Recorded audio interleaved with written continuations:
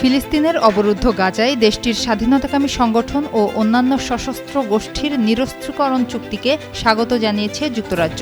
সঙ্গে উপত্যকা ভূমি থেকে ইসরায়েলি সেনা প্রত্যাহার এবং যুদ্ধবিরতি পুরোপুরি বাস্তবায়ন করতে আহ্বান জানিয়েছে দেশটি। গত শুক্রবার ব্রিটিশ পররাষ্ট্রমন্ত্রী ডেভিড ল্যামি বলেন, এখন সবচেয়ে গুরুত্বপূর্ণ বিষয় হল ২০ দফা পরিকল্পনা সম্পূর্ণভাবে বাস্তবায়ন করা, গাজা থেকে ইসরায়েলি সেনা প্রত্যাহার এবং সব পক্ষের যুদ্ধবিরতি নিশ্চিত করা, কারণ গাজার মানুষের মানবিক পরিস্থিতি এখনও অত্যন্ত ভয়াবহ। AKS অর্জন করল গিনেস ওয়ার্ল্ড রেকর্ডস।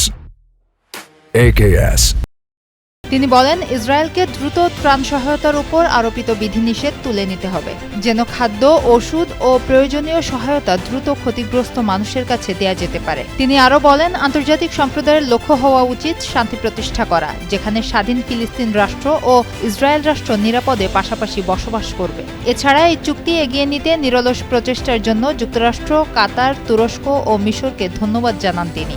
এর আগে শুক্রবার মার্কিন প্রেসিডেন্ট ঘোষণা দেন, গাজায় ফিলিস্তিনের স্বাধীনতাকামীদের সংগঠন ও অন্যান্য সশস্ত্র গোষ্ঠীর সম্পূর্ণ নিরস্ত্রীকরণে চুক্তি হয়েছে। চুক্তির অগ্রগতির সঙ্গে ধাপে ধাপে গাজা থেকে ইসরায়েলি সেনা প্রত্যাহার করা হবে বলে জানিয়েছেন ট্রাম্প। তিনি আরও বলেন, এই ঐতিহাসিক অগ্রগতির পেছনে মিশর, কাতার ও তুরস্ক গুরুত্বপূর্ণ ভূমিকা রেখেছে। তার ভাষ্য অনুযায়ী ধাপে ধাপে চুক্তি বাস্তবায়নের সময় একটি আন্তর্জাতিক স্থিতিশীলতা বাহিনী এবং নতুন ফিলিস্তিনি পুলিশ বাহিনী গাজার নিরাপত্তার দায়িত্ব গ্রহণ করবে।